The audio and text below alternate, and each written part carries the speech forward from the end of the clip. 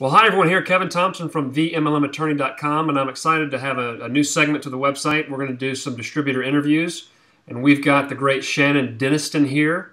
Shannon, I really appreciate you being the #1 guinea pig for this particular segment. I really appreciate you being on this interview. Well, thanks, Kevin, for having me. It's a distinct honor to be here tonight, and it may look like I'm broadcasting from my sauna, but I'm actually in my office. So I know I was talking with someone earlier on video on Skype, and they said, "Are you in a sauna?" I said, "No, I'm in my office." But yeah, it's all natural European pine, so it does kind of look like a sauna. Yeah, it looks comfortable. Looks comfortable. Well, the purpose of this interview is, as an attorney, I write a lot about the problems in the industry, and we write about the FTC lawsuits and the companies that get shut down, and we write about some of the issues that companies are experiencing. And you know what? There's a lot of good stories out there. So I want to reach out to distributors that have positive stories to share, that have had good experiences, and get their perspective, kind of brighten the room a little bit. And so let's just jump right into it with you. How long have you been in network marketing? I'd be 15 years, coming up on my 15th year. That's longer than I originally thought. Now, you're a successful distributor, and I consider you sort of a networker with networkers. You're pretty plugged into the scene, not just with your own particular company, but cross company. You have a lot of relationships, and some distributors, the old school, I would call them. They want to network with just people in their base, and you have relationships with a lot of people, such as the Randy Gages and the Art Jonax, and you guys don't cross promote, you don't cross solicit, but you have good relationships. What's the value in that, and can you explain, do you find it beneficial for your individual business?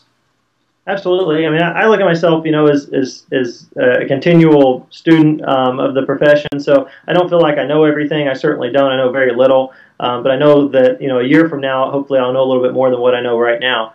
And by maintaining good relations with other networkers, I'm able to share ideas and concepts. A lot of times at industry-wide events, we'll share information that goes well into the late hours of the night, into the early morning hours, and we share that information openly with each other. And that's something that in some other career paths that I was a part of before finding this profession, that it seemed like people would withhold information, and they kind of wanted to keep their foot on your head and make sure that you didn't surpass them, right?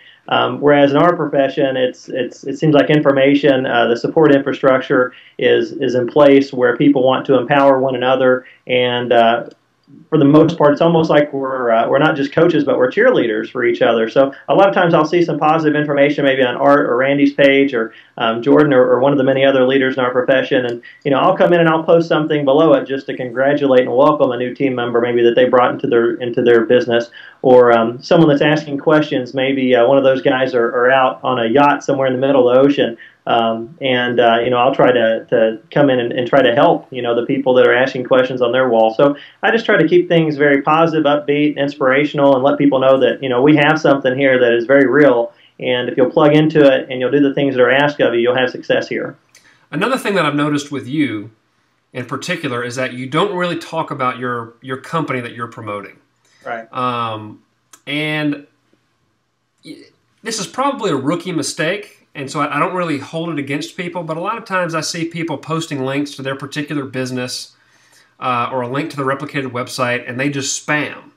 Right. They'll get a network marketing group, they'll identify one, and they'll just blast links on it. Right. Or they'll put links on my fan page, for example. Mm-hmm. And I hate seeing that. Can you talk about, those are the two extremes. In your opinion, what works? Sure. Well, I think that the best approach is an approach where we don't talk about what company we're affiliated with, and instead work towards piquing the curiosity of people that are maybe looking at our page on, I guess if you're talking about Facebook in particular. I have a very generic strategy there where I don't discuss the company that I'm affiliated with, and I do that. That's intentional. The reason I do that is I like to be asked the question, what is it that you do for a living? Actually, Kevin, I build my business through that. That's the single most asked question that leads to a new business builder joining my organization is, what is it that you do for a living? And when I get asked that question, the reason first that I get asked that is because I'm not telling you what it is that I do. So you may come to my page, you may read something that's inspirational or thought-provoking or something that that maybe just rubs you the wrong way in some cases. I tend to dabble in a little bit of controversial stuff that's controversial to the mainstream, not controversial to to the space that we're in. But when people ask me that, it's an open door for me to ask them if they're in front of their computer and say, "Come here, I want to show you something." So, what I would do then is take them to a website with a video presentation on it, obviously a short video, and show them what it is that I do for a living. So at that point, I rely on the tools that my business provides instead of trying to be the tool, use the tools. And that I found it duplicates very well. So back to the link posting strategy. I think that's a bad strategy to post your link. We call it link blasting, just like what you referred to earlier. And the people that do that typically are newbies. They're people that are brand new to the space. It just doesn't work. That's why you don't see any of the leaders in our space doing that. And if they're doing that, I would really question whether or not they're a leader. So most of the leaders I think you'll find are very generic in the sense that they don't talk very much about their own company. They certainly don't put down other companies unless it's a scam or something that we need to put the spotlight on. And myself included, I've done that. You can count on one hand, but it's very rare. And it's only if I see a lot of people being taken advantage of in a way that I think maybe is not healthy for our profession, I'll stand up for something. And well, that's one thing I've noticed about you is that you're not afraid to throw a punch, and you do it very rarely, which is encouraging to see as an advocate for myself. Like myself, I think it's important for the space to sort of police itself, very important, as opposed to someone else policing it for us. And so there has been some behavior in the past that raised a flag with you, and you drew attention to it and started a conversation. Two questions. Number one, when a new distributor joins a company, what questions should they ask themselves and the sponsor? And also, what are some red flags that, in your mind, exist with problematic companies? The company, that their products are competitively priced. Understand that network marketing and traditional companies, the main thing that's different here is, and there's several things that are different, but the main difference is in how the company pays to attract their consumers. So, in our space, in the profession of network marketing, the companies, they pay us, the distributors, to distribute the product and to bring them consumers and users of the product who aren't involved in the compensation structure. And in traditional companies, they pay advertisers. So our product should be priced the same or maybe even hopefully less than our competitors who are in traditional companies. Our competitors are not each other, in our space. They're actually outside of our space. So, for instance, the company I'm involved with, we sell a product that is cheaper than the big box retailers. I'm not going to mention any of them by name, but we actually have a product that comes in at a lower price point, and it's a higher quality product. And that's something that is rare in this space. Typically, companies will inflate the price of their products so they can pay out higher commissions, and it makes them less competitive. So I would put the spotlight on trying to find a company, and they do exist, that has a high quality product that is competitively priced, and one that someone can't run out to their local store and buy for less, because if they can, they probably will.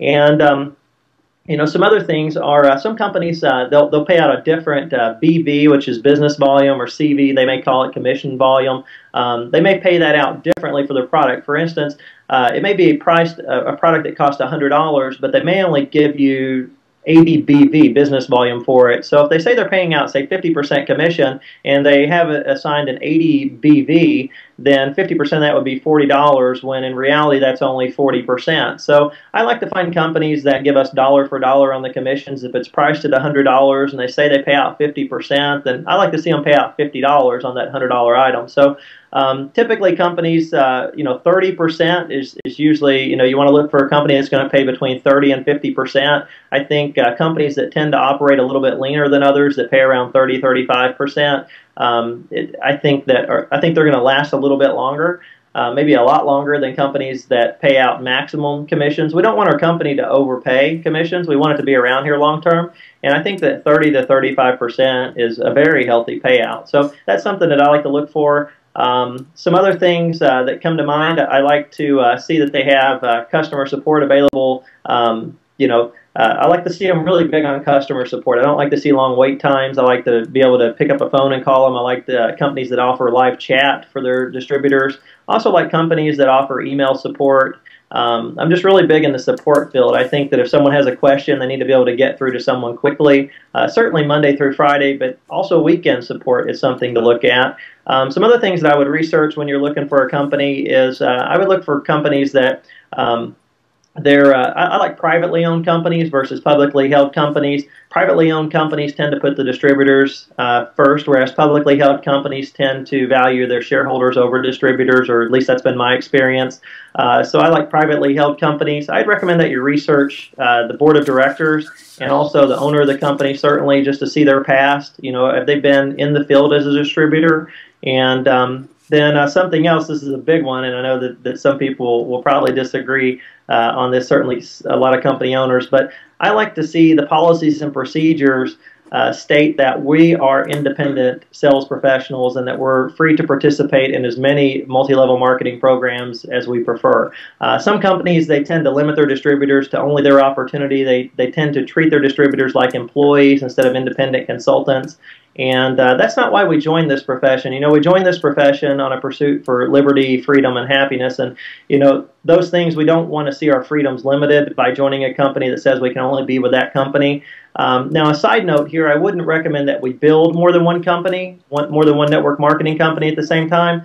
But I certainly like to see the policies and procedures give us that right, you know, that freedom that if we wanted to, that we could be in, say, 10 different deals if we wanted to. Now, is that good? No, that wouldn't be a good approach. I'm only with one company. I only build one company. Right. I'm going to rehash these because that's a lot of great reasons. I'm actually going to put these in the body of the article beneath this video. Okay. And what I've got jotted down here, and I took notes without trying to look away, is that you got to have a product that's fairly priced. And that's a fantastic one, and that's actually, in my opinion, one of the biggest ones, because a lot of companies, they sell the pay plan first, product second, and usually the product is just not competitive with what's out there in the marketplace, and so it's gratuitously inflated in price to support the commissions. And so in that scenario, you can't sell product because it's not a competitive offering. You've got to sell the lifestyle, you've got to sell the money, and that leads to serious trouble. So that's a big first factor that you mentioned. You also mentioned strong customer support. You mentioned a one-to-one commission payout. For example, you pay $1, you get $1 in business volume. 30 to 50% payout. Those are good requests. Privately owned companies versus publicly owned companies. That's a subjective thing. That's your opinion, and it's a good opinion. And I certainly understand the pros and cons of both sides. You want to investigate the board of directors, make sure they have field experience, which that's always a plus. And I've got some policies and procedures. You actually read the policies and procedures? Yeah, I do. Yeah. Good for you, because I write them. It's always good to have people read the P&Ps. You know, the thing about the non-compete is that companies draft those agreements in a way that's favorable to them in most cases, and the law allows them to have a restrictive covenant like that. And so in a lot of cases, that's what they put in there. There's not a lot of guys like you that are demanding open doors. Right. Now, you know, if the day comes when more and more distributors read these things and that's what they want, companies will start providing that type of provision. But until that happens, I don't think you're going to see it anytime soon. That's my opinion. Shannon, I think we've covered a lot. I have one more question for you. You know, you've been doing it 15 years, and, you know, you're not the average participant. And, you know, one of the best things in this space is a low cost of entry. Mm-hmm. One of the worst things in this space is a low cost of entry. Anybody can join. And a lot of people join with these big expectations. They don't do much, and they fizzle out. What led you to commit more than the average participant? You know, when did it really sink in that, you know what, this is what I want to do. This is how I'm gonna make a living for myself and my family. When did that sink in? Well, day one to some extent, you know. I mean, I had to make things happen. I pushed all in very early on. My parents were recently divorced. My father had just got killed tragically in a construction accident, and I needed to go to college, or, you know, so I thought. So it was something that I did to put myself through college, and I just really didn't like being told what to do. Even at a very early age, I just liked kind of doing my own thing, and you know, with that comes responsibility, right? So I saw it as a vehicle, right from the very get go, and I pushed all in early on. I think it took about, I don't know, probably a third or half of my savings to get started, which tells you how much savings I had, almost nothing. I think my first company was around $600 to join. It was June 30th of 1997. I remember the date. I just found the check actually the other day, and it was about $600, which was almost everything I had to my name at that point.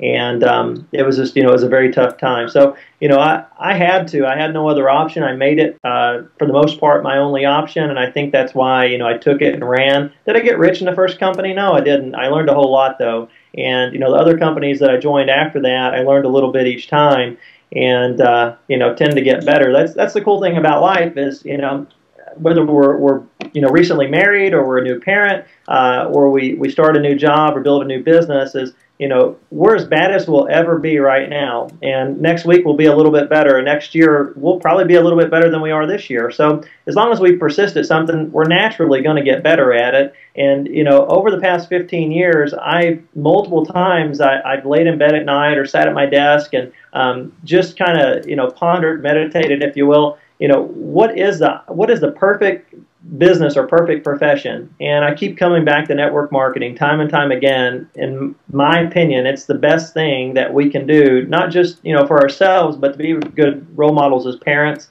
and role models to others. I believe in my heart that it's the best profession. It's full of good people, positive people that really want to see each other succeed. All the principles that have made our profession what it is are good, solid, strong principles. And the life skills that we learn it's the person that you'll become is far more important than the money that you'll make. I believe that if you do what you love, the money will show up. Without a doubt, it'll come if you love what you do. That's neat. Well, Shannon, I really appreciate you taking the time to do this interview. I think we've got some fantastic content for the viewers. You gave a great list of things that they should look for with their companies, and that's a really powerful testimony. You've been doing this for 15 years. You still love it, and I really, really appreciate you. Thanks so much. Well, thanks a lot, Kevin.